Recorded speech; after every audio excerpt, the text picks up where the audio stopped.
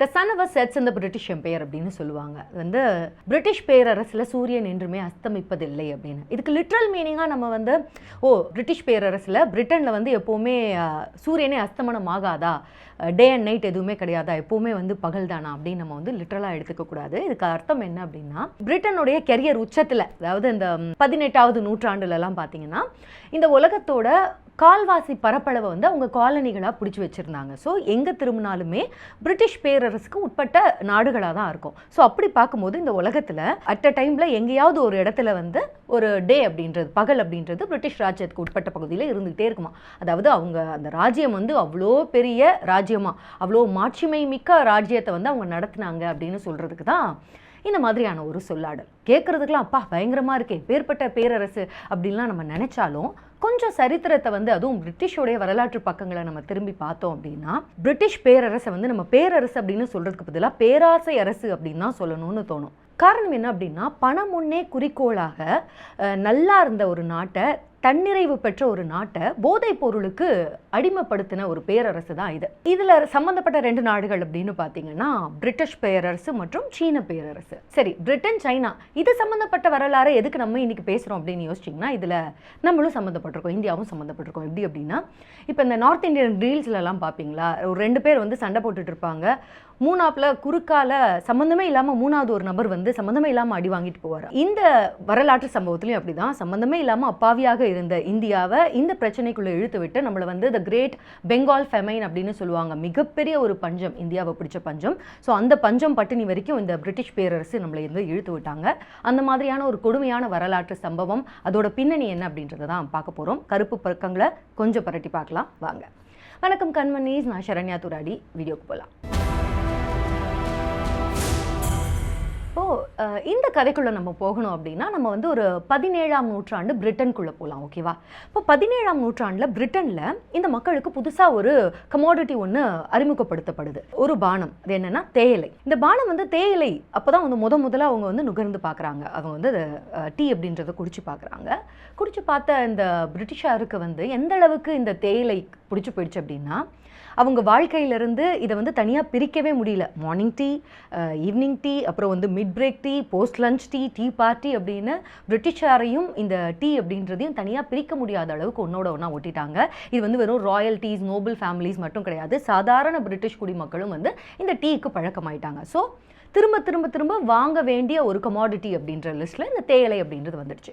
So இந்த தேயிலை வந்து எங்கேருந்து இவங்க சோர்ஸ் பண்ணி எடுத்துகிட்டு வராங்க அப்படின்னு பார்த்தீங்கன்னா, தூர கிழக்கு நாடு, அதுதான் சீன பேரரசிலிருந்து தான் இந்த தேயிலை அப்படின்றத இவங்க சோர்ஸ் பண்ணி எடுத்துகிட்டு வராங்க, பிரிட்டிஷ் ஈஸ்ட் இந்தியா கம்பெனி.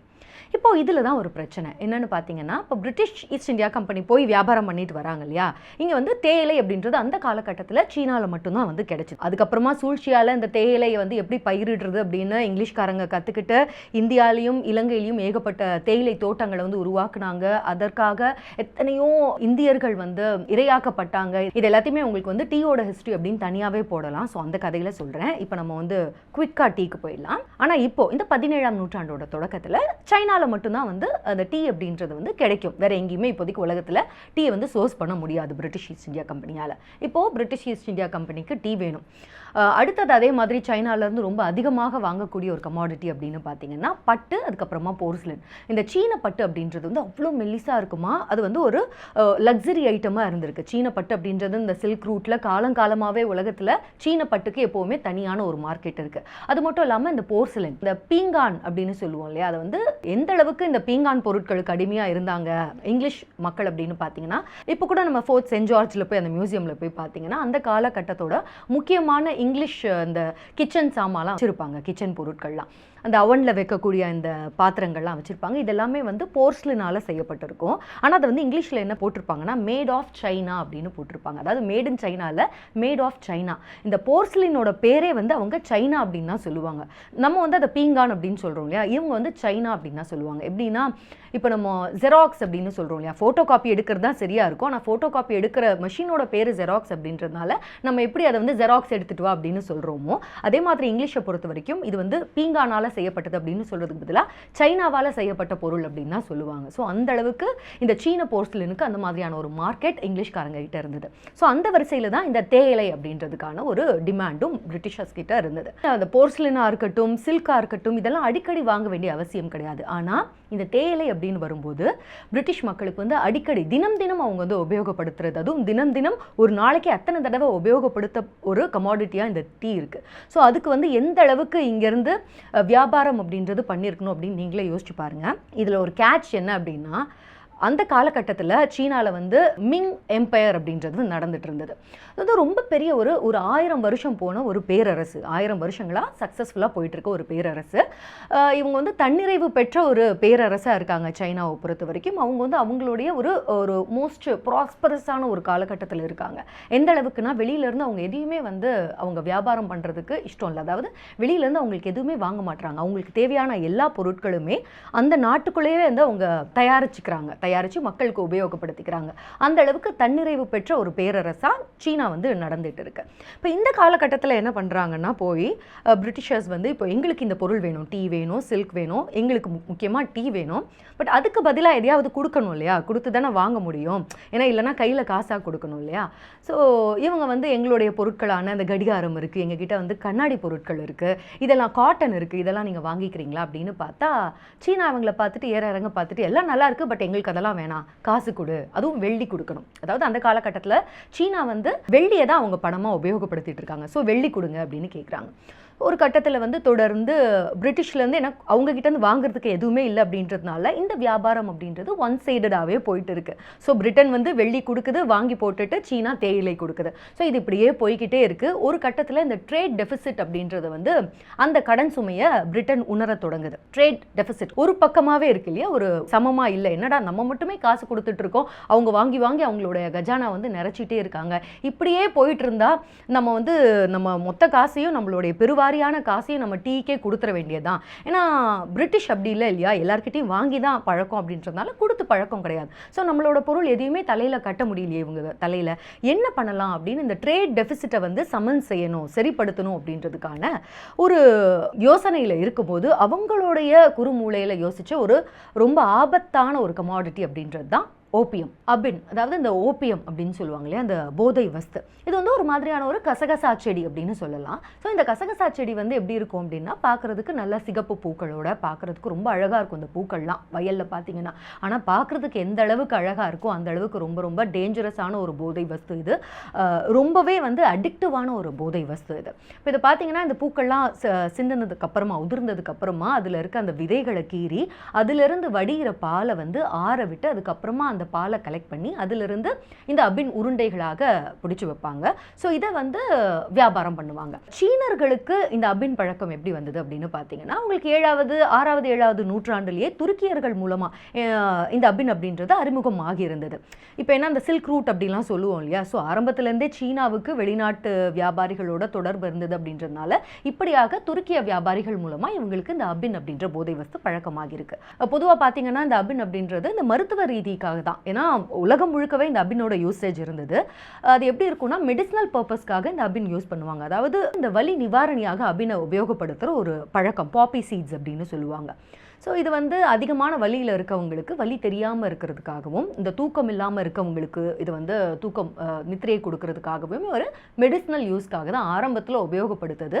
அப்புறம் போக போக மெடிசினல் யூஸ்லேருந்து தாண்டி ரெக்ரியேஷனல் யூஸ்க்கு பர்பஸ்க்கு சீனர்கள் வந்து இதை உபயோகப்படுத்த ஆரம்பிக்கிறாங்க. ஸோ இந்த அபின் பழக்கம் அப்படின்றது சீனர்களுக்கு இருக்குது அப்படின்னு பிரிட்டன்காரங்களுக்கு வந்து தெரியுது, பிரிட்டிஷ் ஈஸ்ட் இந்தியா கம்பெனிக்கு தெரியுது. ஸோ அவங்கள பொறுத்த வரைக்கும் இங்கே ஒரு மார்க்கெட் இருக்குது. ஆனால் என்னதான் வந்து பொது வெளியில் அவங்க உபயோகப்படுத்த முடியாது அப்படின்னாலுமே மக்களுக்கு இந்த பழக்கம் இருக்கு. ஸோ இங்க எடுத்துட்டு வந்து நம்ம வந்து கடத்தல்ல ஈடுபட்டு இங்க எடுத்துட்டு வந்து அபினை வந்து உள்ள பம்ப் பண்ணோம் அப்படின்னா வாங்குறதுக்கான இங்க ஒரு ஆட்கள் இருக்காங்க அப்படின்னு பிரிட்டன் வந்து முடிவு பண்றாங்க. ஸோ நம்ம என்னெல்லாம் கொடுத்து பார்த்துட்டோம், அதெல்லாம் வாங்காத சீனர்களை வாங்க வைக்கணும் அப்படின்னா ஒரே வழி இந்த போதை பழக்கம் மட்டும்தான் அபின் தான் அப்படின்னு முடிவு பண்ணுறாங்க. ஸோ இந்த அபினை நம்ம வந்து சப்ளை பண்ணணும் அப்படின்னு பிரிட்டிஷ் ஈஸ்ட் இந்தியா கம்பெனி முடிவு பண்ணியாச்சு. ரொம்ப டேஞ்சரஸான ஒரு யோசனை இது. இப்போது இந்த அபின் வந்து கொடுக்கணும் அப்படின்னு முடிவு பண்ணிட்டாங்க இல்லையா. ஸோ இந்த அபினை எங்கேருந்து எடுக்கிறது, ப்ரொக்யூர் பண்ணுறதுக்கு ஒரு இடம் வேணும் இல்லையா. அப்போ அவங்க திரும்பி பார்க்கும்போது அவங்க கண்ணுக்கு முன்னாடி அப்பாவியாக இருந்த நிலம் அப்படின்றது தான் வந்து இந்திய நிலங்கள். இந்தியா அப்படின்றது இந்த காலகட்டத்திலலாம் இவங்களுடைய பிரிட்டிஷ் ஈஸ்ட் இந்தியா கம்பெனியோட ஆக்கிரமிப்புக்குள்ளே தான் வந்திருக்கு. ஸோ இந்தியாவில் அபினா அப்படின்னு வந்து கேள்வி கேட்குறதுக்கு ஒரு சின்ன ஃப்ளாஷ்பேக். இந்தியாவில் அபின் அப்படின்றது பாப்பி சீட்ஸ் அப்படின்ற பயிரிடுற பழக்கம் வந்து நமக்கு காலங்காலமாகவே இருந்துட்டு வந்திருக்கு. இன்ஃபேக்ட் சொல்ல போகணுன்னா அக்பருடைய காலங்களெல்லாம், பேரரசர் அக்பருடைய காலங்கள்லாம் வந்து பிரிட்டிஷ் ஈஸ்ட் இந்தியா கம்பெனி இருந்தாங்க. ஸோ அப்போவுமே வந்து அவங்க ட்ரேட் பண்ணுற ஒரு பழக்கம் அப்படின்றது இருந்தது. ஸோ இந்தியாவுக்கு அபின் அப்படின்றது வந்து புதுசு கிடையாது. இது வந்து ஒரு வகையான கசகசா செடி இல்லையா. அது வந்து பழுப்பு கசகசா மற்றும் வெள்ளை கசகசா அப்படின்ற பேரில் இந்தியாவில் வந்து விளைவிச்சுட்டு தான் இருந்தாங்க, சாகுபடி செஞ்சுட்டு தான் இருந்தாங்க. ஆனால் இந்தியாவில் பொறுத்த வரைக்கும் இது வந்து மருத்துவ பயன்பாட்டுக்காகவும் அந்த சடங்கு சம்பிரதாயங்கள்லாம் இருக்கு இல்லையா. ஸோ அந்த மாதிரியான நம்பிக்கைகளாகவும் தான் இதை வந்து பயன்படுத்திட்டு இருந்தாங்க. இதை வந்து ஒரு பெருவாரியான ஒரு கமர்ஷியல் குட்டாக அது வரைக்கும் மாறவே இல்லை. இந்தியர்கள் வந்து அதை அப்படி பார்க்கல. ஸோ சின்ன சின்ன இடங்களில் வந்து இந்த அபின் அப்படின்றது பயிர் சாகுபடி செஞ்சுக்கிட்டு இதை வந்து எங்கே தேவையோ அங்கே மட்டும் யூஸ் பண்ணிட்டு இருக்காங்க. இங்கே வந்து இந்த போதை பழக்கத்துக்கு இவ்வளோ பெரிய கமர்ஷியல் மார்க்கெட் இருக்குது அப்படின்லாம் இந்திய விவசாயிகள் அப்போ அப்படியெல்லாம் வந்து நினைக்கவும் இல்லை. அதே மாதிரி இந்தியாவை பொறுத்த வரைக்கும் இந்த அபின் அப்படின்றது வளர்றதுக்கு ஏதுவான ஒரு தட்பவெப்பநிலை தான் இருக்குது. குறிப்பாக சொல்லணும்னா இந்த கங்கை சமவெளி பகுதிகள்லாம் சொல்லுவோம் இல்லையா. குறிப்பாக பெங்கால், மால்வா, பரோடா இந்த பகுதிகளெல்லாம் வந்து அதிகமான ஒரு அபினி சாகுபடி அப்படின்றது வந்து ரொம்ப அதிகமானது. அபின் சாகுபடி அப்படின்றது அதுலேயும் பாட்னால வந்து அபின் வணிக கூட்டமைப்பு அப்படின்னு அவங்களுக்குள்ள வந்து ஒரு கூட்டமைப்பை வச்சுருந்தாங்க. இப்போது இந்த மாதிரி இந்த அபின் அப்படின்றது வளருது அப்படின்னு சொன்னோம் இல்லையா. ஸோ ஆக்சுவலாக இந்த அபினை வந்து நம்ம கமர்ஷியல் குட்டாக இதை வந்து வியாபாரம் பண்ணலாம் அப்படின்னு முதல்ல தோணுது யாருக்கு அப்படின்னா டச்சுக்காரங்களுக்கு. டச்சுக்காரங்க தானே பிரிட்டிஷ்க்கு முன்னாடி இங்கே வந்தாங்க. ஸோ டச்சுக்காரங்களை பொறுத்த வரைக்கும் இங்கே இருக்க விவசாயிகள், அபின் விவசாயிகள் கிட்டலாம் பேசி அவங்க கிட்ட வந்து கொள்முதல் செஞ்சுட்டு இருக்காங்க. So Dutch East India company இருந்தது இல்லையா. ஸோ அதன் மூலமாக இவங்க அபினை வந்து உங்ககிட்ட வந்து வாங்கிட்டு இருக்காங்க. இப்போ பிரிட்டன் பார்க்குறாங்க. ஸோ பிரிட்டனுக்கு வந்து இந்தியாவில் வளரக்கூடிய இந்த அபின் மேலே கண்ணு போகுது. ஸோ அவங்களுக்கு சப்ளை வேணும், ப்ரொக்யூர் பண்ணணும் அப்படின்றதுனால இந்த விவசாயிகள் கிட்ட நேரடியாக பேசுகிறாங்க. இன்னும் சொல்ல போனால் இவங்க வந்து பேரரசர் அக்பருடைய காலகட்டத்திலேயே வந்து இந்த பிரிட்டிஷ் ஈஸ்ட் இந்தியா கம்பெனி அப்படின்றது இந்த விவசாயிகள் கிட்ட இருந்து ப்ரொக்யூர் பண்ண இந்த வணிக ரீதியில் இந்த அபினை வந்து சாகுபடி செய்யுங்க அப்படின்னு சொல்கிறத ஆரம்பிச்சுட்டாங்க. கொள்முதல் அப்படின்றத ஆரம்பிச்சுட்டாங்க.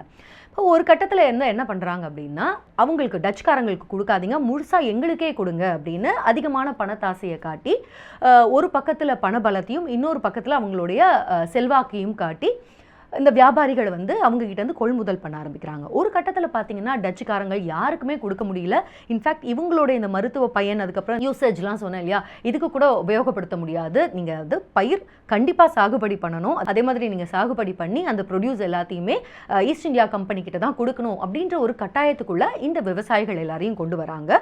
ஸோ இப்போதைக்கு பார்த்தீங்கன்னா அது வந்து கிட்டத்தட்ட இந்த அபின் சாகுபடியில் ஒரு மோனோபோலி அப்படின்றத கொண்டு வராங்க பிரிட்டிஷ் ஈஸ்ட் இந்தியா கம்பெனி. இப்படியாக அந்த சப்ளை அப்படின்றத தயார்படுத்திட்டாங்க, கமாடிட்டியை தயார்படுத்திட்டாங்க. இப்போ இந்த பக்கம் திரும்பி பார்த்தீங்கன்னா சீனாவோட மார்க்கெட் எப்படி இருக்குது அப்படின்னு பார்க்கணும். இப்போது நம்ம நாட்டை மாதிரி இந்த சீனாவில் இருந்த அந்த மிங் பேரரசு இருக்கு இல்லையா, இவங்க வந்து அந்த காலகட்டத்தில் வாங்க யார் வேணால் எங்களோட வியாபாரம் பண்ணுங்க அப்படின்னு அவங்களுடைய துறைமுகங்கள்லாம் வந்து திறந்து விடலை.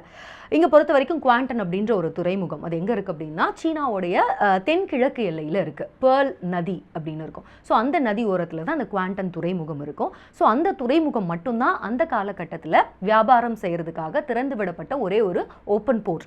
ஸோ யார் வெளிநாட்டிலேருந்து வியாபாரம் பண்ண வந்தாலும் இந்த துறைமுகத்தில் மட்டும்தான் வியாபாரம் பண்ண முடியும். அதே மாதிரி அங்கேருந்து குறிப்பிட்ட குடோன்ஸ் கொடுத்துருப்பாங்க. ஸோ அதை தாண்டி வியாபாரம் பண்ண வந்த வெளிநாட்டினர் யாருமே நாட்டுக்குள்ளே போகக்கூடாது. அதே மாதிரி அவங்க பொழுதுபோக்குக்காகவும் எவ்வளோ நாள் தங்கினாலுமே அந்த துறைமுக பகுதியில் தான் தங்கணுமே தவிர அதை தாண்டி அவங்க நாட்டுக்குள்ளே போகக்கூடாது.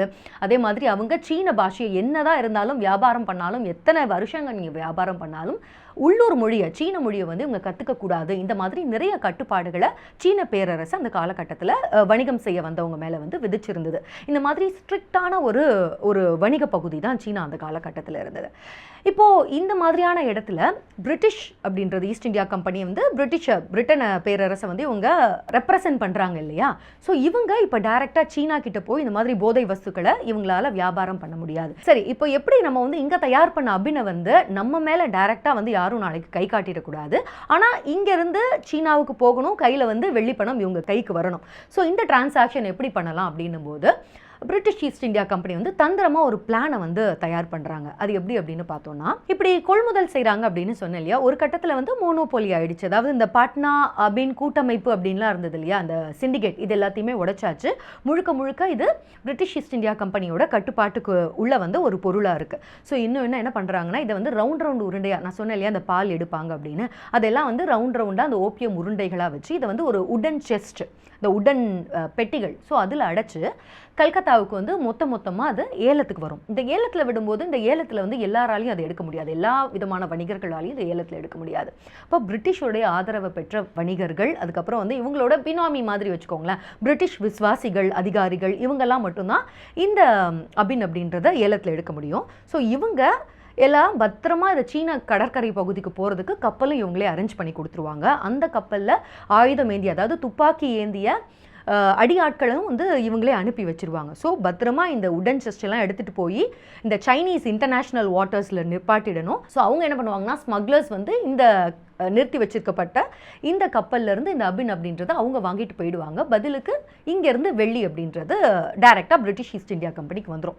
இப்போ நான் இந்த சொன்ன சிஸ்டமில் பார்த்தீங்கன்னா எங்கேயுமே டைரெக்டாக சீன பேரரசு வந்து கை காட்டவே முடியாது. நீங்கள் தான் இதை பண்ணுறீங்க அப்படின்னு பிரிட்டிஷை வந்து கை காட்டவே முடியாது. காரணம் என்ன அப்படின்னு பார்த்தீங்கன்னா, எல்லாமே அவங்க பினாமியை வச்சு தான் நகர்த்திட்டு இருக்காங்க. இங்கே கடத்தல்காரங்க தான், அதாவது சீன நாட்டை சேர்ந்த கடத்தல்காரங்களே இதை வாங்குறாங்க அப்படின்றதுனால ரொம்பவே பிளான் பண்ண ஒரு கிரைமாக தான் இது வந்து செய்ய தொடங்குறாங்க.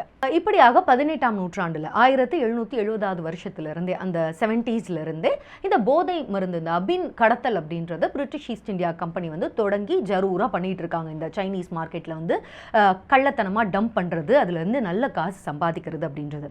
இப்போது இத்தனை காலமாக வந்து தேயிலை வாங்கி இவங்க வந்து வெள்ளியாக கலெக்ட் பண்ணிட்டு இருந்த காலம் போய் இவங்க சைனாலேருந்து காசு அப்படின்றது தொடர்ந்து பிரிட்டன் வந்து வாங்கி வாங்கி கல்லாவை வந்து கட்டிட்டு இருக்கு, கஜானா வந்து நிறைச்சிட்டு இருக்காங்க. யோசிச்சு பாருங்க, இந்த சோ கால்ட் பிரிட்டிஷ் பேரரசு இந்த மாதிரியான ஒரு கடத்தல், போதை மருந்து கடத்தலை வந்து ஈடுபட்டு இருக்காங்க. இதில் முரணான விஷயம் என்ன அப்படின்னு பார்த்தீங்கன்னா, இவங்க வந்து வெளிநாட்டுக்கெல்லாம் கடத்துவாங்க, இந்த மக்கள் எக்கேடு கெட்டு போனாலும் பரவாயில்ல. ஆனால் பிரிட்டனை பொறுத்த வரைக்கும் இந்த அபின், இந்த போதைப் பொருள்லாம் வந்து உபயோகப்படுத்துறதுக்கு உள்நாட்டில் தடை. ஆனால் வெளிநாட்டை பொறுத்த வரைக்கும் அந்த நாட்டு மக்கள் பிரஜைலாம் வந்து எக்கேடு கெட்டாலும் பரவாயில்ல, நமக்கு காசு வருதா போதும் அப்படின்னு. ஸோ இதுதான் வந்து அந்த காலத்து இந்த பிரிட்டிஷ் பேரரசோட உண்மையான முகம். சரியா? இந்த பிரிட்டிஷ் ஈஸ்ட் இந்தியா கம்பெனி கடத்துகிற இந்த அபினுடைய அளவு அப்படின்றது வருஷம் வந்து அதிகமாயிட்டே தான் போகுது. எந்த அளவுக்கு அப்படின்னா 1770களில் ஒரு வருஷத்துக்கு 15 டன் எடையளவு இந்த ஓபியம் அப்படின்றது சைனீஸ் மார்க்கெட்டில் டம்ப் பண்ணாங்க. 15 டன் அப்படின்னா எவ்வளோன்னு பார்த்துக்கோங்க. அதுவே அதிகம் அப்படின்னா வெயிட் அ மினிட், 1830களில் வந்து 900 டன், அதாவது 1000 டன்னுக்கு ஒரு 100 டன், ஆல்மோஸ்ட் 1000 டன் அளவுக்கு இந்த அபின் அப்படின்றதோட இந்த எக்ஸ்போர்ட் அப்படின்றது வந்து இருந்தது. யோசிச்சு பார்த்தா இப்போ எந்த அளவுக்கு அந்த கன்சம்ஷன் அப்படின்றது சைனாவில் அவங்க வந்து நார்மலைஸ் பண்ணியிருப்பாங்க அப்படின்னு பாருங்க. அதாவது சைனாவில் இந்த அபினை சுவைக்காதவங்களே கிடையாது அப்படின்ற அளவுக்கு ஆயிட்டாங்க. ஒட்டுமொத்தமாக ஒரு ஜெனரேஷனே வந்து போதை அடிமையாக ஆக்கிடுச்சு இந்த கடத்தல் பிஸ்னஸ் அப்படின்றது. எந்த அளவுக்குன்னா, அந்த சாதாரண மக்கள் மட்டும் கிடையாது, சிப்பாய்கள், அதிகாரிகள், அரசு அதிகாரிகள் அளவுக்கு இந்த அபின் கலாச்சாரம் அப்படின்றது எல்லார்கிட்டையுமே ஊடுருவ ஆரம்பிச்சிருச்சு. எந்த அளவுக்குன்னா, போருக்கு போகிற அந்த சிப்பாய்களால் ஒரு 4 அடிக்கு மேலே எடுத்து வைக்க முடியல. காரணம், தொடர்ந்து அபினை வந்து நுகர்ந்ததன் மூலமாக அவங்கெல்லாம் வந்து வலுவிழந்து காணப்படுறாங்க. பொதுவாகவே இந்த சாதாரண குடிமக்கள்லாம் முகமெல்லாம் வந்து வத்தி போயிருக்கும், கண்ணெல்லாம் குழி விழுந்து இந்த கழுத்து எலும்பெல்லாம் தெரியற மாதிரி ஆயிட்டாங்க அந்த ரெப்படேட்டிவ் யூசேஜ்னால. ஏன்னா அபின் அப்படின்றது ஒரு தடவை வந்து நுகர்ந்துட்டு வெளியில வர்ற ஒரு பொருள் கிடையாது. இந்த போதை வஸ்து வந்து எந்த மாதிரினா ரொம்ப அடிக்டிவான ஒரு ஸ்டஃப் அப்படின்றதுனால திரும்ப திரும்ப திரும்ப மக்கள் வந்து அதை புகைச்சிக்கிட்டே இருக்காங்க. அங்கங்க கள்ளத்தனமா இந்த மார்க்கெட்ல வந்து இந்த அபின் அப்படின்றது போய்கிட்டே இருக்கு. அங்கங்க இந்த ஹுக்கா பார் மாதிரி இருக்கும், அவ்வளோ பெரிய நீண்ட குழல்களோட இந்த சைனீஸ் வந்து உட்காந்துக்கிட்டு இந்த அபினை சுவைக்கிறது அப்படின்றத, ஸ்மோக் பண்ணுறது அப்படின்றத நம்ம அந்த காலத்து நிறைய ரெஃபரன்ஸ் புகைப்படங்கள் கூட பார்க்கலாம். பார்க்குறதுக்கே ஜாம்பீஸ் மாதிரி இருப்பாங்க. அப்போ யோசிச்சு பாருங்க, கிட்டத்தட்ட ஒரு நாடே அந்த மாதிரியான ஒரு அழிவு பாதைக்கு எடுத்துகிட்டு போயிட்டு இருக்காங்க பிஸ்னஸ் அப்படின்ற பேரில், வியாபாரம் அப்படின்ற பேரில் இந்த British East India company. So 1830ஸ்லாம் நான் சொன்னேன் இல்லையா, ஒரு வருஷத்துக்கு 1000 டன் அளவுக்கு உள்ள வந்து மார்க்கெட்டுக்குள்ளே வந்து டம்ப் பண்ணிட்டு இருக்காங்க இந்த அபின் அப்படின்றது. இந்த அபின் கலாச்சாரம் அப்படின்றது எந்த அளவுக்கு அடிக்டிவாக இருந்தது அப்படின்னா, ஒரு எக்ஸாம்பிள் ஒன்று சொல்லியிருப்பாங்க ஒரு குறிப்புகளில். ஒரு 5 கிராம் அபின்காக தான் பெத்த குழந்தைய, புதுசாக பிறந்த பச்சிளம் குழந்தைய வந்து சீனாவில் ஒருவன் எடுத்துகிட்டு போய் வியாபாரம் கொடுத்தானா. அதாவது கொஞ்சம் ஒரு 5 கிராம் அபின் கொடுங்க அப்படின்னு தன்னுடைய குழந்தைய கொண்டு போய் வந்து வியாபாரத்தை வித்தானா. ஸோ அந்த அளவுக்கு மோசமான ஒரு அடிக்ஷனில் சீன மக்கள் இருந்த ஒரு காலகட்டம் அது. ஒரு பக்கம் சீன குடிமக்கள் அவங்களுடைய பொருளாதார சீரழிவை பற்றி நம்ம பார்த்துட்டு இருக்கும்போது, இன்னொரு பக்கம் வந்து இந்த அபினை வந்து பயிரிட்டதால் இந்தியா சந்தித்த சீரழிவும் கொஞ்சம் நஞ்சம் கிடையாது. நான் சொன்னேன் இல்லையா, இந்த பிரிட்டிஷ் ஈஸ்ட் இந்தியா கம்பெனி வந்து தொடர்ந்து இங்கே இருக்க விவசாயிகளை தொடர்ந்து அபின் வந்து சாகுபடி பண்ணணும் அப்படின்னு ஒரு விசிய சைக்கிள்குள்ள வந்து மாட்டி விடுறாங்க. இப்போ இதை பார்த்தீங்கன்னா பிரிட்டிஷ் ஈஸ்ட் இந்தியா கம்பெனி அந்த காலகட்டத்தில் விவசாயிகள் கிட்ட பண்ணது வந்து ரொம்ப தந்திரமான ஒரு ஸ்கீம். எப்படின்னா, ஆரம்பத்தில் அவங்க என்ன எதுன்னு கேட்கறதுக்கு முன்னாடி அவங்க கிட்ட வந்து முன்பணம் கொடுத்துருவாங்க, அட்வான்ஸ் கொடுத்துருவாங்க. இது வந்து நீங்கள் அபின் சாகுபடி பண்ணுறதுக்கான அட்வான்ஸ் அப்படின்னு. அவங்க வாங்கலை, கை நீட்டி வாங்கலை அப்படின்னாலும் குறிப்பிட்ட அந்த விவசாயியோட வீட்டில் போய் அதை கொட்டிட்டு வந்துடுவாங்க. அந்த குறிப்பிட்ட அட்வான்ஸை வந்து கொடுத்துட்டு வந்துடுவாங்க. இப்போது வேறு வழியே கிடையாது, நீங்கள் இவங்களுக்கு கடன் பட்டவங்களா ஆறீங்க. ஸோ நீங்கள் அபின் தான் வந்து பயிர் பண்ணணும். இப்போ பண்ணும்போது என்னென்னா, இதை பயிர் பண்ணி நாங்கள் கொடுக்கும்போது, இந்த பயிர் சாகுபடி பண்ணி கொடுக்கும்போது இந்த கொள்முதல் விலை இருக்கு இல்லையா, இதை வந்து பிரிட்டன் ரொம்ப ரொம்ப குறைச்ச மதிப்புக்கு தான் எடுத்துப்பாங்க.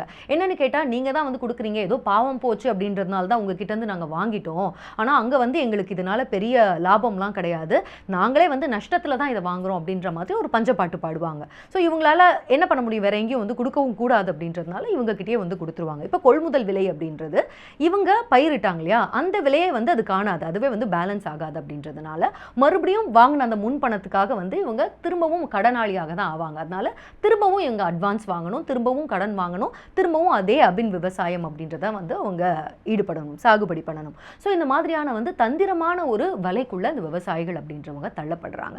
குறிப்பிட்டு யாராவது ஏதாவது விவசாயி வந்து நான் பண்ண மாட்டேன், எனக்கு இந்த காசெல்லாம் வேண்டாம், நான் பண்ண மாட்டேன் அப்படின்னு சொல்லிட்டாங்கன்னா, பொதுமக்களுக்கு மத்தியில் அங்கேயே வந்து கசையடி கொடுக்கப்படும், தண்டனை வந்து அவமானப்படுத்த தண்டனை கொடுக்கிறது, இது எல்லாமே வந்து பண்ணுவாங்க. அப்புறம் வந்து நிலங்கள் ஜப்தி பண்ணுவாங்க.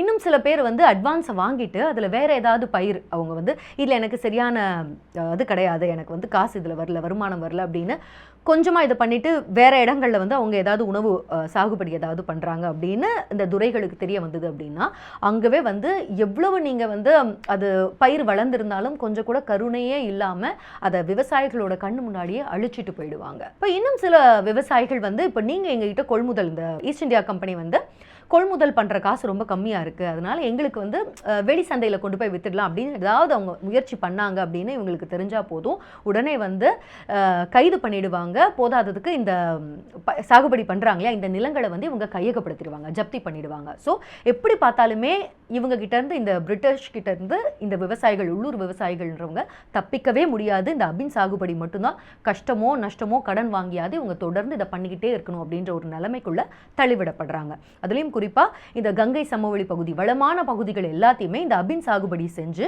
பணப்பயிர் அப்படின்னு சொல்லுவாங்க. பிரிட்டிஷார்ஸோட லாங்குவேஜில் சொல்லணும்னா அந்த ஒயிட் கோல்டு அப்படின்னு சொல்லக்கூடிய வெள்ளை தங்கம், இந்த வெள்ளை தங்கமாகிய இந்த அபினை மட்டும்தான் இந்த வளமான பகுதிகள் முழுக்கவே வந்து வியாபாரம் பண்ணணும் அப்படின்ற ஒரு கட்டாயத்தில் தான் அன்றைய இந்தியா இருந்தது. ஸோ இந்த மாதிரி வந்து உள்ளூர் விவசாயிகளை பிரிட்டிஷ் ஈஸ்ட் இந்தியா வந்து சுரண்டி சாப்பிட்டுட்டு இருந்த ஒரு காலகட்டம் அது, அபின் பயிரிட சொல்லி. இன்னொரு பக்கத்தில் ரொம்ப முக்கியமான ஒரு மாற்றமும் நடக்குது, அதுதான் வந்து பக்சர் போர். இந்த பக்சர் போர் அதுக்கப்புறமா நடத்தப்பட்ட இந்த பக்சர் அக்ரிமெண்ட் அப்படின்றது கையெழுத்தானது இந்திய வரலாறுல ரொம்ப ரொம்ப முக்கியமான ஒரு விஷயம். இது நடந்தது எப்போ அப்படின்னு பார்த்தீங்கன்னா 1765 1765 வருஷம் என்ன ஆகுது அப்படின்னா, ஸோ இப்போது 1700களிலேயே ஆரம்பத்திலேயே அவுரங்கசீப்புடைய காலம் முடிஞ்சிடுச்சு. ஸோ அவுரங்கசீப்புடைய காலம் முடிஞ்சதுக்கப்புறமாவே ஒரு வலுவான முகலாய பேரரசர் அப்படின்றது வந்து அமையவே இல்லை. ஸோ முகலாய ராஜ்யம் அப்படின்றது வந்து சீரழிஞ்ச ஒரு காலகட்டம் தான். ஸோ இப்போவே இன்னொரு பக்கம் வியாபாரம் பண்ண வந்த பிரிட்டிஷ் ஈஸ்ட் இந்தியா கம்பெனி வந்து அவங்க தடி எடுத்தவங்க தான் தண்டல்காரங்க அப்படின்ற மாதிரி அவங்க ஆல்மோஸ்ட் ஆட்சியை வந்து கையில் எடுக்க ஆரம்பிச்சிட்டாங்க. இருந்தாலும் இந்த 1765 வந்து பக்சர் போர் நடக்குது. அப்போது முகலாய அரசரான 2ஆம் ஆலம் ஷா என்ன பண்ணுறாருன்னா இந்த அக்ரிமெண்ட்டில் வந்து கையெழுத்து போடுறாரு. இது ரொம்ப முக்கியமான அக்ரிமெண்ட்டாக பார்க்கப்படுது. ஏன்னா இதில் தான் வந்து திவானி ரைட்ஸ் அப்படின்றதுக்கான உரிமையை வந்து கொடுக்குறாரு. இந்த திவானி ரைட்ஸ் அப்படின்றது என்னன்னா, திவானா யாருன்னா இந்த ராஜாங்கத்தின் சார்பாக நில வருவாய், அந்த நில வரியை வந்து கலெக்ட் பண்ணுறவங்க தான் திவான். ஸோ இதுக்கு மேலே பிரிட்டிஷ் ஈஸ்ட் இந்தியா கம்பெனியே வங்காளம், ஒரிசா, பீகார் இந்த 3 பிராந்தியங்கள் இருக்கு இல்லையா, சமஸ்தானங்கள் இருக்கு இல்லையா, அது வந்து அந்த காலகட்டத்தில் ரொம்ப வளமான முக்கியமான ப்ரொவின்சஸ். ஸோ இந்த 3 ப்ரொவின்சஸ்லையுமே இந்த நில வருவாயை வந்து நீங்களே இதுக்கு மேலே கலெக்ட் பண்ணிக்கலாம். அதே மாதிரி இந்த சிவில் ரைட்ஸையும் நீங்களே எக்ஸசைஸ் பண்ணிக்கலாம். அதாவது இந்த பொதுமக்கள் மேலே இருக்க இந்த சிவில் உரிமைகள் இருக்கு இல்லையா, இதையுமே நீங்களே எக்ஸசைஸ் பண்ணிக்கலாம் அப்படின்னு டிரான்ஸ்ஃபர் ஆஃப் ரைட்ஸ் அப்படின்றது இந்த அக்ரிமெண்ட் மூலமாக தான் கையெழுத்தானது. ஸோ இது வரைக்குமே இப்படியெல்லாம் வந்து ஒரு செல்வாக்கு, இந்த அரசியல் செல்வாக்குலாம் இல்லாத காலகட்டத்தில் வெறும் வர்த்தக அமைப்பாக இந்த பிரிட்டிஷ் ஈஸ்ட் இந்தியா கம்பெனி இருக்கும்போதே எந்த அளவுக்கு எக்ஸ்ப்ளாய்ட் பண்ணாங்க அப்படின்றத பார்த்தோம். ஆனால் இந்த 1765 இந்த பக்சர் போருக்கு பிறகான இந்த அக்ரிமெண்ட் கையெழுத்தானதுக்கு அப்புறமா இவங்க வந்து ஒரு அதிகாரம் கொண்டு ஒரு அமைப்பாக மாறினதுக்கு அப்புறமா இவங்க சுரண்டலுக்கு வந்து அளவே கிடையாது. ஸோ அதன் விளைவாக நடந்தது தான் இந்த வங்காள பஞ்சம் அப்படின்றது. 1769 வருஷத்துலேருந்து இந்த வங்காள பஞ்சம் அப்படின்றது வந்து இந்தியா பார்த்ததுலேயே ரொம்ப மோசமான ஒரு பஞ்சம் அப்படின்னு சொல்லலாம். 1769 வருஷம் இப்போ திடீர்னு வந்து மழை பொய்த்து போயிடுது. இப்போ இந்த காலகட்டத்தில் பார்த்தீங்கன்னா பொதுவாக இருப்பு இருக்கும் இல்லையா, உணவு வந்து இருப்பு இருக்கும். ஸோ அதை தான் வந்து அந்த வருஷத்துக்கு எடுத்து சாப்பிடுவாங்க. ஆனால் இந்த வருஷம் பார்த்தீங்கன்னா யார்கிட்டையுமே உணவு இருப்பு அப்படின்றதே இல்லை. ஏன்னா தானிய சாகுபடி அப்படின்றது செய்கிறது அறவே விட்டாச்சு அப்போது அந்த வளமான பகுதிகளில் இருந்து விவசாயிகள் அப்படின்றவங்க. காரணம் என்னென்னா தொடர்ந்து வந்து பணப்பயிர் கேஷ் கிராப்னு தொடர்ந்து இந்த அபினை மட்டுமே வந்து இவங்க சாகுபடி செய்கிறதும் பிரிட்டிஷர்ஸ் இதை வந்து கொள்முதல் செஞ்சு கடத்தலுக்கு அனுப்புகிறதும் இதே தான் வந்து ஒரு வேலையாக இருந்ததுனால உணவு அப்படின்னு தேவை, ஒரு மழை பொய்க்கும் போது உணவு தேவை அப்படின்றதுக்கான கேள்வி வருது. இப்போது நியாயமாக என்ன பண்ணணும், இவங்களை ஆட்சி செஞ்சுட்டு இருந்த இந்த பிரிட்டிஷர்ஸ் தான் வந்து இவங்களை உணவு கொடுத்து காப்பாற்றிருக்கணும் இல்லையா. பட் பிரிட்டிஷர்ஸை பொறுத்த வரைக்கும் அவங்களோட வந்து இவங்க வெறும் சப்ஜெக்ட்ஸ் தான், மியர் சப்ஜெக்ட்ஸ் தானே தவிர இவங்களுடைய உயிர் மேலேயோ இல்லை இவங்களுடைய வெல்ஃபேர் மேலேயோ அக்கறை செலுத்துகிற ஒரு மைண்ட் செட்லேயே வந்து அப்போ இருந்த ஒரு பிரிட்டிஷ் அரசாங்கம் கிடையாது. அதனால் இவங்களை வந்து அப்படியே வந்து பஞ்சத்திலேயே இருக்க விட்டுட்டாங்க. இப்போ ஊருக்கெல்லாம் உணவு உற்பத்தி செஞ்சு கொடுத்துருந்த விவசாயிகள் சாப்பிட்றதுக்கு உணவின்றி தவிக்கிறாங்க, பஞ்சத்தில் அடிபடுறாங்க. இது வந்து அந்த காலகட்டத்தில் வங்காள பகுதிகளில் இருக்கக்கூடிய இதை வந்து பெரும் பஞ்சம் அப்படின்னு சொல்லுவாங்க. ஸோ இந்த பஞ்சத்தில் அடிபட்டு அந்த காலகட்டத்தில் 10 மில்லியன் மக்கள் உணவு இல்லாமல் சுருண்டு செத்தாங்க இந்த பஞ்சத்தில் அப்படின்னு சொல்லுவாங்க. ரொம்ப ரொம்ப ரொம்ப துயரமான ஒரு வரலாறு. பிரிட்டிஷ் அரசாங்கத்துடைய, பிரிட்டிஷ் ஏகாதிபத்தியத்தோட கேவலமான இன்னொரு முகத்தை காட்டக்கூடிய வரலாறு இது. இப்போ வருஷம் 1810, 19ஆம் நூற்றாண்டு தொடங்கி இருக்க காலகட்டம். ஸோ இதில் வந்து சீன பேரரசர் மக்களுடைய இந்த சீரழிஞ்ச நிலைமையை பார்த்துட்டு மனசு நொந்து போய் ஒரு தடாலடியான ஒரு அறிக்கை ஒன்று வந்து பேரரசு அந்த மக்களுக்கு வந்து அறிவிக்கிறாரு. அது என்ன அப்படின்னா, அபினி அப்படின்றது ஒரு மோசமான போதைப் பொருள். இதை வந்து மேற்கத்திய பேய்கள் நம்ம நாட்டுக்குள்ளே வந்து விற்பனை செஞ்சிட்டு இருக்காங்க. ஸோ அபினி அப்படின்றத உபயோகப்படுத்துறது சட்டப்படி குற்றம். அதனால் யாரெல்லாம் இதை உபயோகப்படுத்துறதா தெரியுதோ அவங்க எல்லாம் ஈவு இரக்கம் இல்லாமல் தண்டிக்கப்படுவீங்க. அதனால் அபின் வந்து எந்த துறைமுகங்கள் வழியாலாம் வருதோ அந்த இடங்களில் இருக்க அரசு உயரதிகாரிகள் இதை வந்து தேடுதல் வேட்டை நடத்தி இது எல்லாமே வந்து கண்காணிச்சு, இன்னும் முறையாக கண்காணிச்சு இந்த அபின் அப்படின்றத உள்ளே வராமல் முற்றிலுமாக இந்த நாட்டிலேருந்து வந்து ஒழிச்சு கட்டணும் அப்படின்னு வந்து ஒரு அறிக்கை ஒன்று, ரொம்ப ஸ்ட்ரிக்டான ஒரு அறிக்கையை வந்து வெளியிடுறாரு. இப்போது இந்த ஸ்ட்ரிக்டான இந்த அறிக்கையானது என்ன மாதிரியான ஒரு தாக்கத்தை மக்கள்கிட்ட ஏற்படுத்துச்சு அப்படின்னு பார்த்தீங்கன்னா எதுவுமே கிடையாது.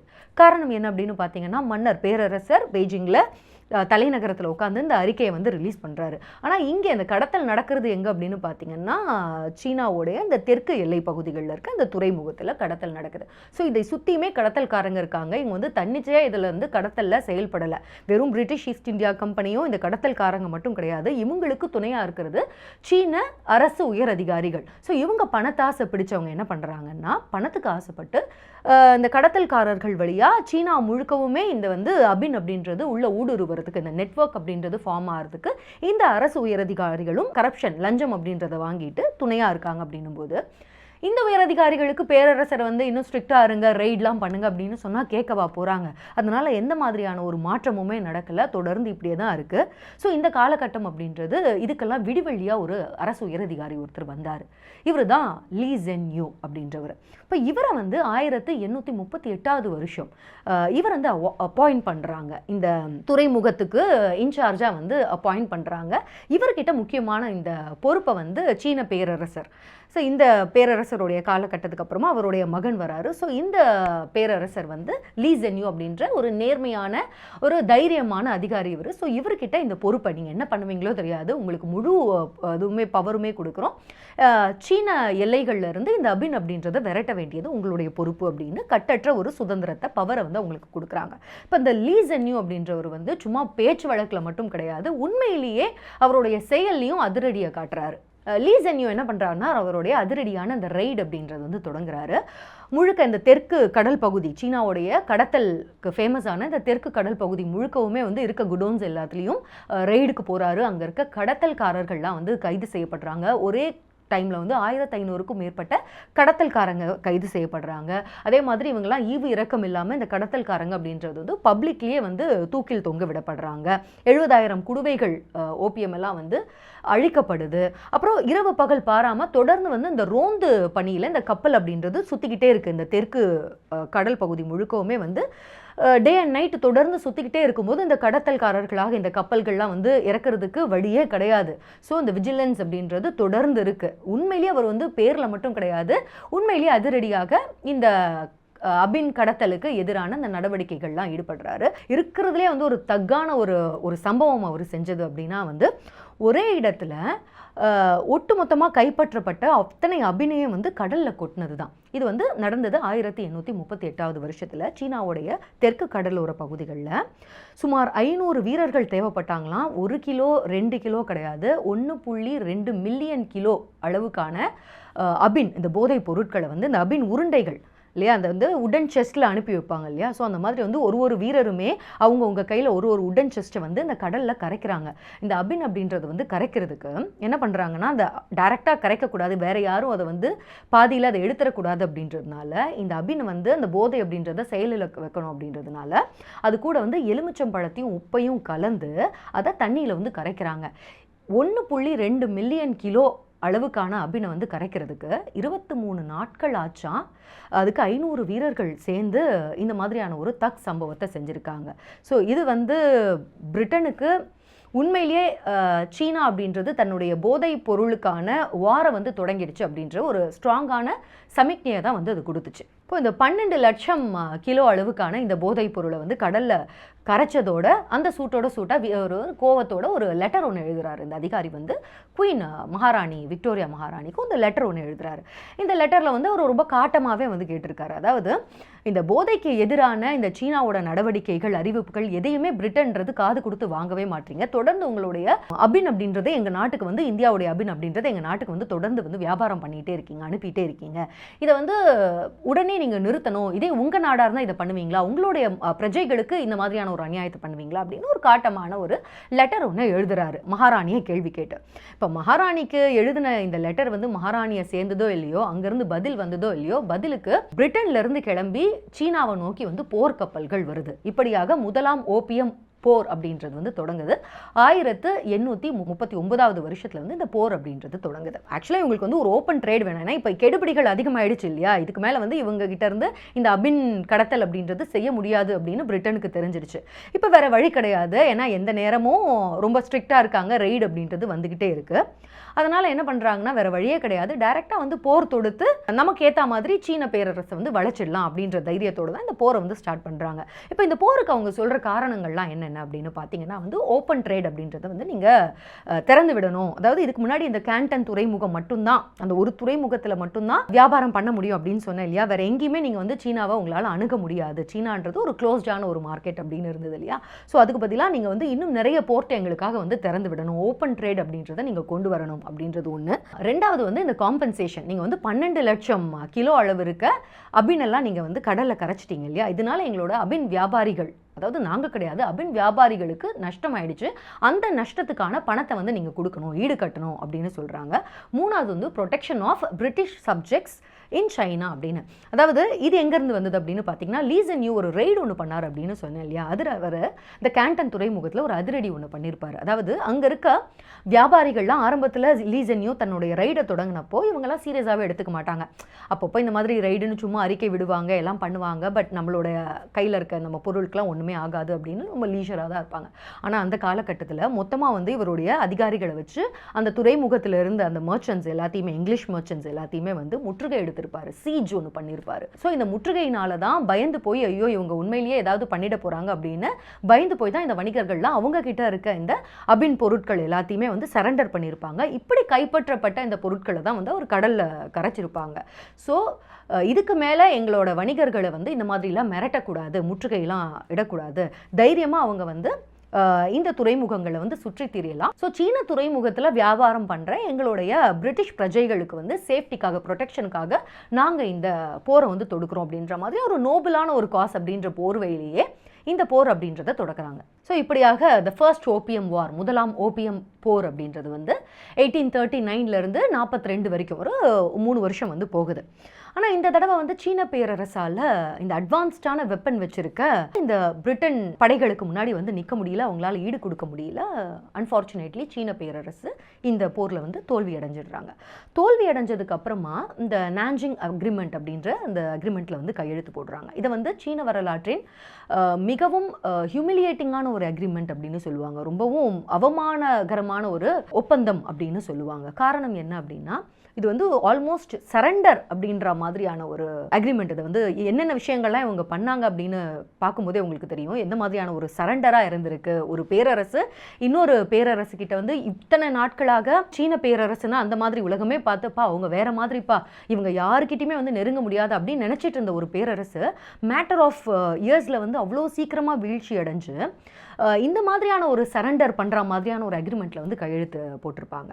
ஸோ இதில் பார்த்தீங்கன்னா என்னென்ன முக்கியமான பேக்ட் அப்படின்னு பார்த்தீங்கன்னா, இது வரைக்கும் வந்து ஒரே ஒரு துறைமுகம் தானே இருக்கும், அதுக்கு பதிலாக வந்து 5 துறைமுகங்கள் திறந்து விட்டாச்சு. ஓப்பன் போர்ட் அப்படின்ற மாதிரி, ஓப்பன் ட்ரேட் அப்படின்றத வந்து அவங்க பண்ணலாம் அப்படின்ற மாதிரி. அடுத்தது 21 மில்லியன் அளவுக்கான வெள்ளி பணத்தை வந்து இவங்க நஷ்ட ஈடாக பிரிட்டனுக்கு வந்து கொடுக்கணும். ஏன்னா இந்த அபினெல்லாம் வந்து அழிச்சாங்க இல்லையா, அதுக்கான நஷ்ட ஈடு அப்படின்றது.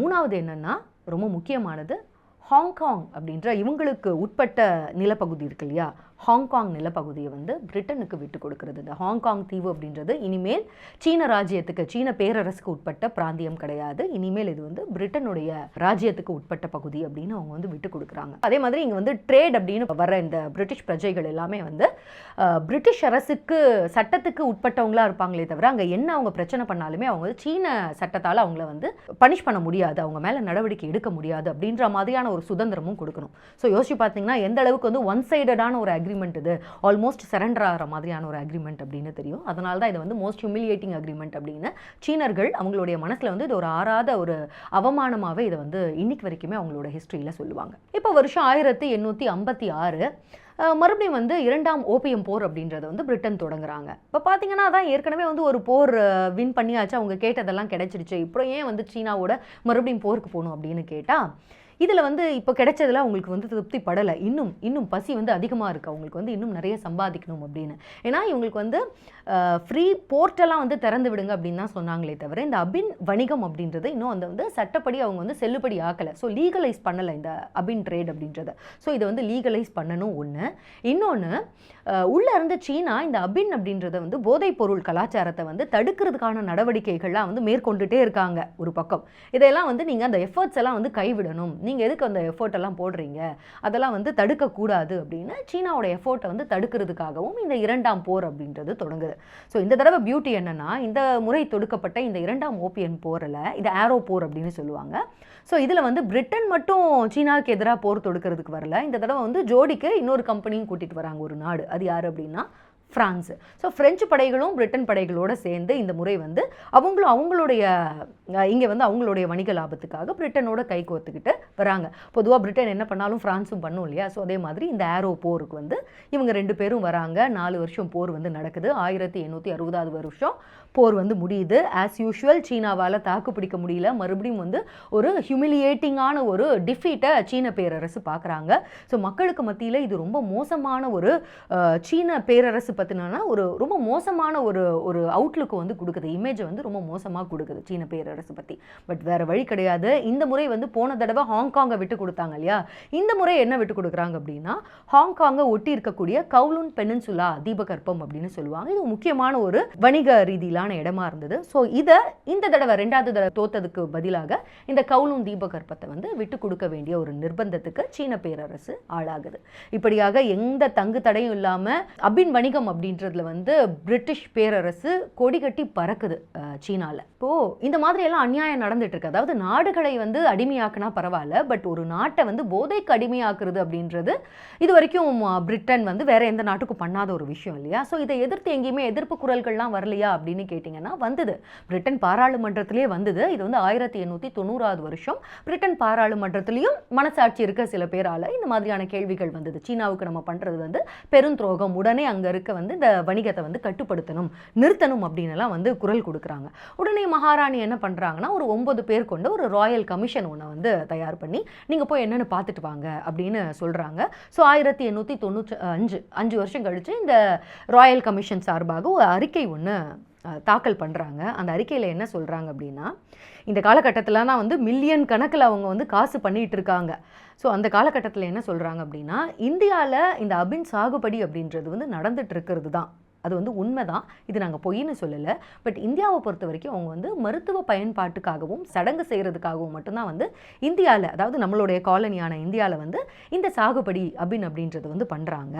அதே மாதிரி சீன அதிகாரிகள் சொல்கிற மாதிரி இதெல்லாம் வந்து எக்ஸாஜுரேட்டடான குற்றச்சாட்டுகள் தான்.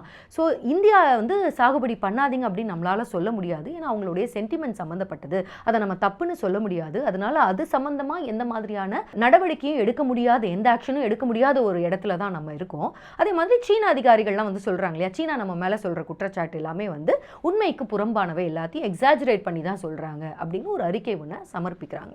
உடனே இதை பார்த்த மகாராணி வந்து கரெக்டு தான், அப்போ எப்பவும் போலவே இருக்கலாம் அப்படின்னு எந்த மாதிரியான நடவடிக்கையும் எடுக்காம இது விட்டுட்டாங்க.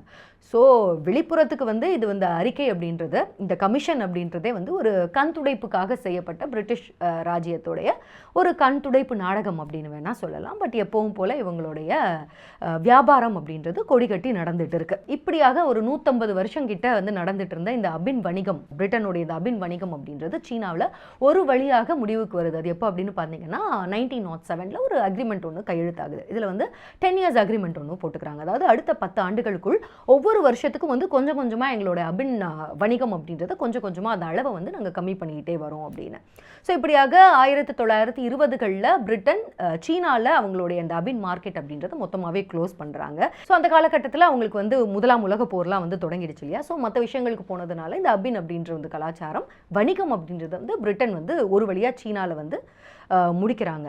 என்னதான் இங்கே வணிகம் அப்படின்றத பிரிட்டன் முடித்தாலும் இந்த வணிக நுகர்வு, இந்த போதைப் பொருள் நுகர்வு, இந்த அபின் கலாச்சாரம் அப்படின்றது சைனாலேருந்து மொத்தமாக ஒழிச்செடுக்கிறதுக்கு இன்னும் வந்து ஒரு 3 டிகேட்ஸ் ஆச்சு. அது எப்போ அப்படின்னா 1949 வருஷம் புரட்சிக்கு அப்புறமா சீனாவில் வந்து கம்யூனிஸ்ட் பார்ட்டி வருது. ஸோ சீன கம்யூனிஸ்ட் பார்ட்டி உள்ளே வந்ததுக்கு அப்புறமா தான் இந்த மக்கள் கிட்ட இருந்து இந்த அபின் கலாச்சாரம் அப்படின்றது மொத்தமாகவே துடைத்து எறியப்பட்டது. இதுதான் வந்து சீனாவை ஆட்டி படைச்ச இந்த போதை கலாச்சாரத்துடைய வரலாறு. இந்த வரலாறெல்லாம் நம்ம வந்து படிக்கும்போது ஒரு விஷயம்தான் புரியுது. அதாவது என்னன்னா வந்து நம்ம பிரிட்டிஷ் பேரரசு அப்படின்லாம் வந்து பகட்டாக வந்து அவங்க வந்து வெளியில் காட்டிக்கிட்டாலும் இந்த மாதிரியான பேரரசுக்கு வெளியில் காட்ட முடியாத இன்னொரு கோரமான முகம் இருக்குது அப்படின்றது தான் இதெல்லாம் அந்த கதைகள்லாம் வந்து பார்க்கும்போது நமக்கு தெரியுது. ஸோ இந்த குறிப்பிட்ட வரலாறு, இந்த கருப்பு வரலாறு, இதை வந்து உங்களுக்கு சொல்கிறதுக்கு எனக்கு உதவியாக இருந்த புத்தகங்கள் அப்படின்னா வந்து எஸ் ராமகிருஷ்ணன் ஐயா அவர்களுடைய எனது இந்தியா புத்தகம் ரொம்ப ரொம்ப ரொம்ப எனக்கு பிடிச்சமான ஒரு புத்தகம். I strongly recommend that book. ஏன்னா அதில் வந்து இது மட்டும் கிடையாது, இன்னும் நம்ம தெரிஞ்சுக்க வேண்டிய நிறைய வரலாற்று விஷயங்கள்லாம் வந்து ரொம்ப அழகாக அவர் கம்பைலேஷனாக கொடுத்துருப்பார் கட்டுரைகளாக. ஸோ அந்த புத்தகம். அடுத்தது வந்து அமிதாவ் கோஷோட சி ஆஃப் பாப்பீஸ் அப்படின்ற ஒரு புத்தகம். இது வந்து ட்ரைலாஜியாக அவர் எழுதியிருப்பார், ஒரு ஆங்கில புத்தகம். அதுலேயுமே ஒரு கதையின் மூலமாக இப்படியெல்லாம் நடந்ததா அப்படின்னு நம்ம ஏன் நமக்கு இதெல்லாம் வந்து வரலாற்று புத்தகம், நமக்கு வந்து ஹிஸ்ட்ரி கிளாஸில் இதெல்லாம் நமக்கு ஏன் சொல்லிக் கொடுக்கல, இதெல்லாம் தானே நமக்கு சொல்லி கொடுத்துருக்கணும் அப்படின்னு நம்ம கேள்வி கேட்குற மாதிரி இருக்கும். ஸோ கண்டிப்பாக உங்களுக்கு டைம் இருந்தால் அதெல்லாம் வாங்கி படியுங்க. அதோட லிங்க்ஸுமே நான் உங்களுக்கு கீழே கொடுக்குறேன். ஸோ மறுபடியும் இன்னொரு இன்ட்ரெஸ்டிங்கான ஹிஸ்ட்ரியில் உங்கள் எல்லாரையும் சந்திக்கிறேன். தேங்க்ஸ் ஃபார் வாட்சிங் கண்மணிஸ்.